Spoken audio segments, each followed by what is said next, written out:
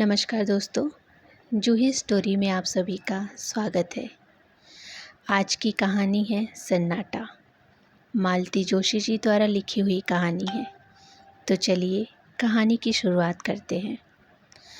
दर्पण के सामने देर तक बैठने के बाद भी उसका मन नहीं भरा।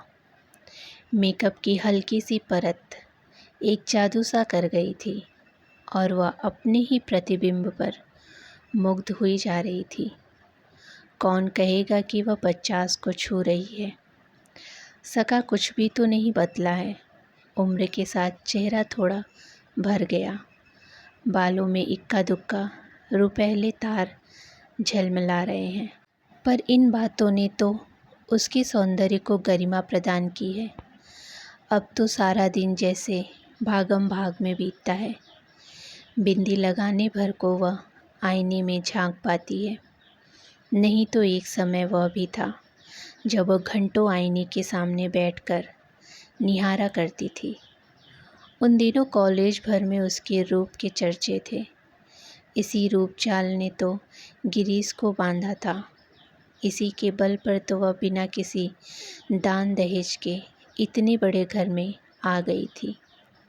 बड़ा घर याद आते ही उसका मन ऐसा कसैला हो उठा जैसे दांतों नीचे कोई कड़वी चीज आ गई हो।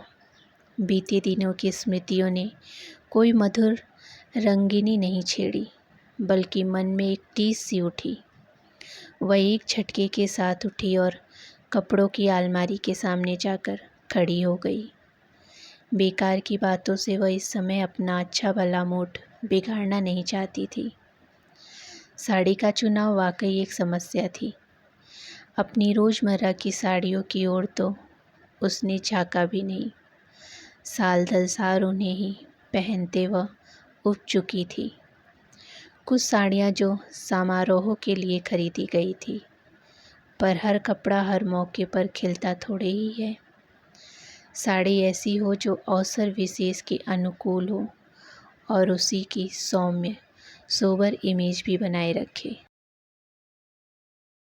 कपड़ों को उलट पुलट करते हुए उत्तरा को निसी बेहतर याद हो आई। वह होती तो क्या उसे इतना सोचना पड़ता। वह तो पता नहीं कब से मुनासिब सी साड़ी, मैचिंग चूड़ियाँ, पर्स, चप्पलें सब कुछ निकाल कर रख चुकी होती। उसके रहते मजाल थी कि मम्मी उल्टा सीधा पहनकर या बेतरबीती से बाल लपेटकर बाहर चली जाए। कपड़े ही नहीं, उसका तो घर की हर समस्या पर अधिकार था। कोई भी काम उस पर छोड़कर निश्चिंत हुआ जा सकता था। उसके रहते घर कैसा भरा भरा सा लगता था, इस तरह दीपों में बटा हुआ नहीं था। उत्तरा को पीएचडी मिली थी तब निसी मुश्किल से 16 की रही होगी। स्टाफ मेंबर्स पार्टी के लिए इसरार कर रहे थे। उत्तरा ने सोचा था वही कैंटीन में कुछ खिला पिला देंगी, पर निसी अड़ गई। कॉलेज में क्यों मम्मी, क्या तुम्हारा घर नहीं है? और पार्टी का सारा प्रबंध उसने अकेले ही किया। खाना तो खैर बनवाया गया था, पर प्लेटें, चम्मच, नैपकिन्स, बर्फ़, यहाँ तक कि पान सुपारी और जर्दे की व्यवस्था भी उसने इतनी घुड़दरता से की थी। सब चकित रह गए।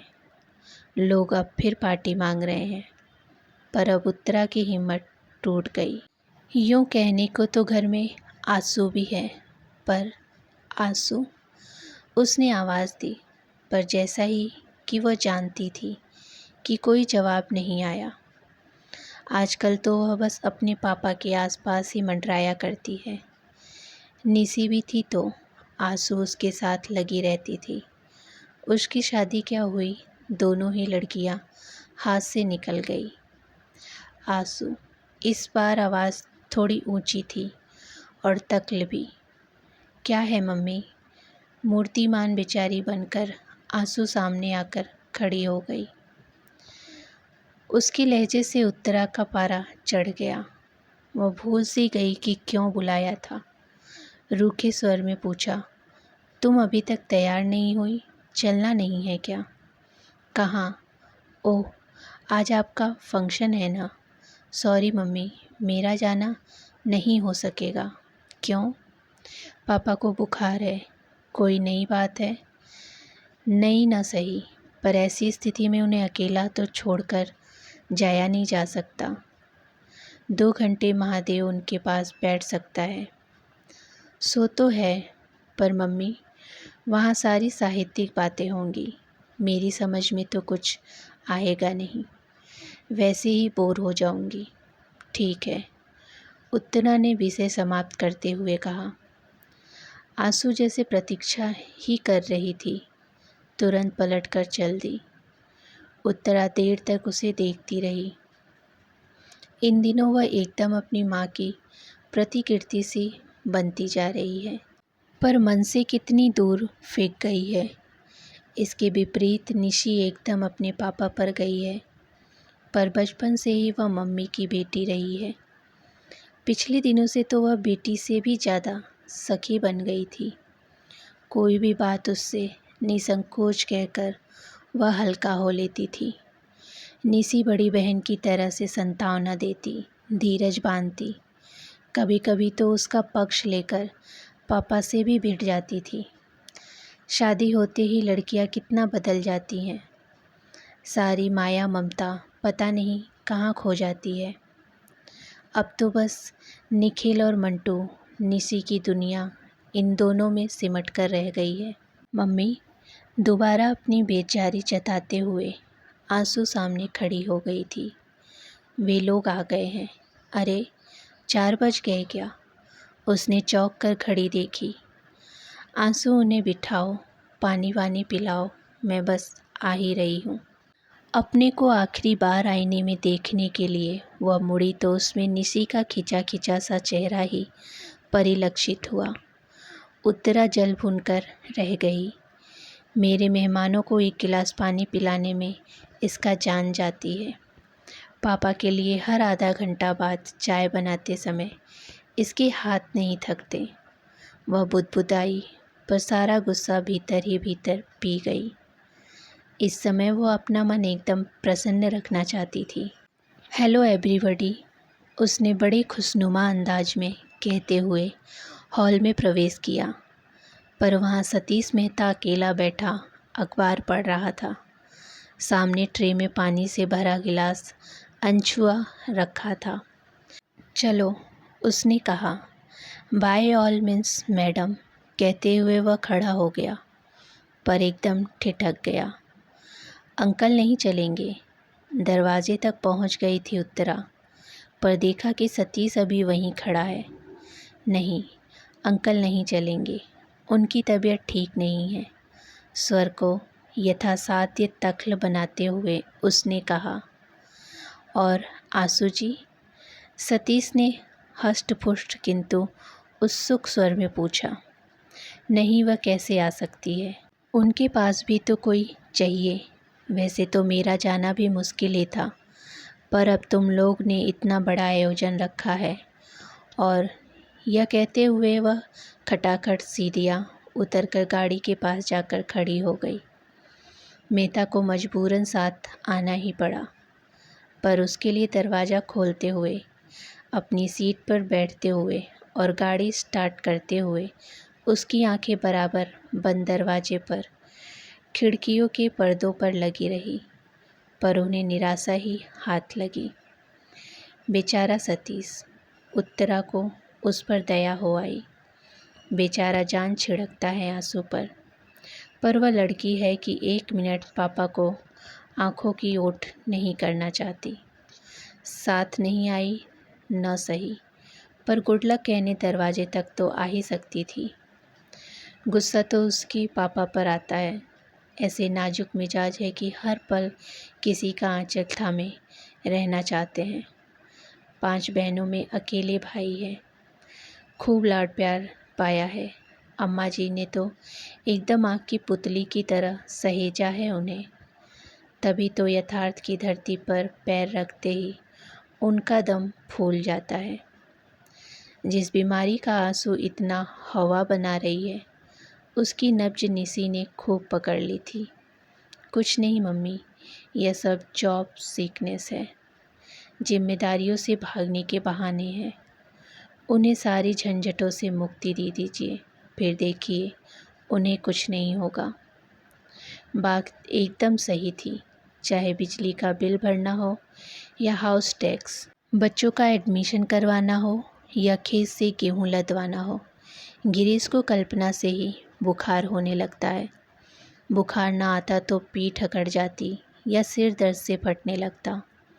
बच्चों की हारी बीमारी में भी कभी उनका सहारा न मिला। निसी की सगाई के समय तो वे अस्पताल में ही भर्ती थे। बच्चों की दादी जब तक रही, बेटे की बीमारी में घर सिर पर उठा लेती। उनकी इस हाय तौबा से मूल प्रश्न जाने कहाँ बिला जाता। बा को बार बार कोसती। अकेला आदमी बेचारा कहाँ तक बोझा ढोता फिरेगा, एक लड़का ही अगर हो जाता। यह बात वे कुछ इस अंदाज में कहती मानो बेटा होता तो सीधा झूले से उतरकर बाप का हाथ बटाने पहुंच जाता। अम्मा जी की मृत्यु के बाद तो गिरीश एकदम जैसे निराश्रित हो गए। पहले तो उन्होंने उत्तरा का सहारा लेना चाहा, पर वैसी संवेदनशील सेवा वह कैसे करती, कब करती। आखिर बच्चे भी तो उसी को पालने थे। नौकरी भी उसके लिए अब शौकिया नहीं रह गई थी, वह जीवन की अनिवार्यता, आवश्यकता बन गई थी। बड़ा घर मात्र एक छलावा था। सारे सब्ज बाग दूर के ढोल निकले। वकालत की एक तख्ती जरूर टंग रही थी दरवाजे पर, ताकि कोई यह न कहे कि निठल्ले हैं, बीवी की कमाई खाते हैं। शेष तो बस उत्तरा ही जानती है या उसका ईश्वर। पत्नी से निराश होकर जब उन्होंने आंसू का दामन थाम लिया है, उन्हें इस बात का एहसास ही नहीं है कि इस तरह वे लड़की को तबाह कर रहे हैं। पता नहीं कैसे उसके मन में यह भय बैठ गया है कि उसकी शादी होते ही पापा एकदम अकेले पड़ जाएंगे। अकेलापन क्या इतना भयानक होता है? आखिर उत्तरा भी तो जी रही है, वह तो बरसों से भीड़ के बीच अकेलापन झेल रही है। उसने तो कभी शिकायत ही नहीं की। मैडम, वह जैसे हड़बड़ाकर तंदा से जागी। गाड़ी मछली की तरह फिसलती हुई कब कॉलेज पहुंच गई उसे पता ही नहीं चला। पोर्च में उसके कुछ कनिष्ठ सहयोगी और विभाग के छात्र छात्राएं स्वागत के लिए खड़े थे। गाड़ी से उतरते समय उनकी मन स्थिति बड़ी अजीब सी थी। अपने ही कॉलेज में इस तरह मेहमान बनकर आना उसे अटपटा लग रहा था। वह तो बार बार मना कर रही थी, पर बच्चे नहीं माने। उसका गौरव, उसका सम्मान जैसे सबका हो गया था, इसे वे कैसे व्यर्थ होने देते। यह सब कुछ इतना अनपेक्षित था कि उत्तरा स्वयं हैरान रह गई थी। वर्षों के अध्ययन और परिश्रम के बाद उसने एक भारी भरकम पुस्तक लिख डाली थी, भारतीय नारी की सामाजिक चेतना, उदय और विकास। बड़ी मुश्किल से वह प्रकाशक जुटा पाई थी। उसने उस समय बस यही आशा की थी कि शिक्षा मंत्रालय द्वारा खरीद ली गई तो पुस्तक कॉलेज के पुस्तकालयों में पहुंच जाएगी। 4 लोग इसे पढ़ेंगे तो उसका श्रम सार्थक हो जाएगा। पर आश्चर्य, पुस्तक तो अकादमिक पुरस्कार जीत लाई। उसे तो सुनकर मानो कानों पर विश्वास ही नहीं आया।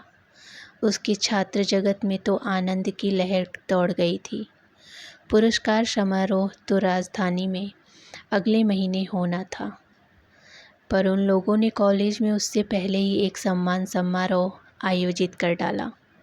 उसे हमेशा अपने विद्यार्थियों से आदर और स्नेह मिलता रहा है कि छात्र अनुशासनहीनता की पुरस्कार मचाने वाले उसके सहयोगी अक्सर उससे ईर्ष्या करने लगते हैं। फैकल्टी का वह छोटा सा हॉल बड़े कलात्मक ढंग से सजाया गया था। हॉल में प्रवेश करते ही स्वयं प्राचार्य ने उठकर उसका स्वागत किया तो वह संकोच से गड़ गई। उसे पहले तो फूल मालाओं से लाद दिया गया, फिर भाषणों का दौर प्रारंभ हुआ। छात्र तो उसकी इस उपाधि पर गदगद हो गए थे। पर कुछ सहकर्मियों ने भी जब उसकी प्रशंसा के पुल बांध दिए तो उसे सुखद आश्चर्य हुआ। प्राचार्य महोदय ने भी 2 शब्द बोले। उत्तरा के कारण उनका यह कस्बाई कॉलेज देश के नक्शे पर आ गया था। प्रमुख अतिथि थे जिलाधीश महोदय। उसे सम्मान का प्रतीक वीणा पाड़ी की मूर्ति भेंट करते हुए उन्हें भी औपचारिकतावश स्तुति में 2 शब्द कहने ही पड़े। वह सुनती रही और सोचती रही, काश आशु यहाँ होती, उसके पापा होते। वे लोग जरा देख तो लेते कि घर के बाहर उसे कितनी इज्जत मिलती है, प्यार मिलती है। पर वे यहाँ आते ही क्यों? पत्नी की गौरव गाथा निष्प्रह भाव से सुनने की सामर्थ्य उनमें कहाँ है? तभी न बुखार हो आया है। उस दिन जब कुछ लोग यह सुन संवाद लेकर घर पहुँचे थे, तब भी वे सहज भाव से उसे झेल नहीं पाए थे। कैसी रोनी सी आवाज़ में बोले थे, भाई हमने तो उन्हें पूरी स्वतंत्रता दे रखी है। जितना समय मिलता है अपने विषय को दो, घर बार की चिंता छोड़ दो, उसे हम संभाल लेंगे। अपन कोई बड़े विद्वान नहीं है, बस इतना योगदान दे सकते हैं। उनके हर शब्द से झांकते हीनता बोध ने उसे उतना नहीं कचोटा जितना उनके झूठ ने। मन हुआ सबके सामने उन्हें बेनकाब कर दे, बता दे कि वे कितना घर द्वार देखते हैं, पर चुप्पी बनी रही। कभी कभी सुखी गृहस्थी का नाटक भी कितना ज़रूरी हो जाता है। इस समय भी वह प्रसंग याद आते ही उसका मन फुफकार उठा। सम्मान की सारी खुशी, सारा उत्साह ठंडा पड़ गया। रात भर जाग कर आलेख तैयार किया था, पर बोलने के लिए खड़ी हुई तो एक भी शब्द याद नहीं आया। पहली बार कॉलेज की ज़रूरत महसूस हुई। सुनने वालों ने समझा भाव विलय हो जाने से सखी बड़ी अवरुद्ध हो गई है, नहीं तो वह साक्षात सरस्वती हैं। लौटते समय आधा दर्जन लोग साथ थे। फूल मालाएं और भेंट सामग्री उन्हीं के हाथ में थी। दरवाज़ा वैसा ही बंद था। चलते समय न तो किसी ने विदा किया था, न वहाँ अब कोई स्वागत में खड़ा था। अब चलेंगे मैडम, किसी ने कहा तो लगा मन पर हथौड़े की चोट पड़ी है। इतने बड़े हंगामे के बाद ये लोग उसे एकदम अकेला करके चले जाएंगे। कल्पना से ही वह सिहर उठी। ऐसे कैसे चले जाएंगे? उसने कहा, एक एक कप कॉफ़ी पीते ही जाइए। और फिर उसने दरवाजे की घंटी ज़ोर से दबा दी, इतने ज़ोर से कि उसकी आवाज़ से सन्नाटे की धज्जियाँ उड़ गईं।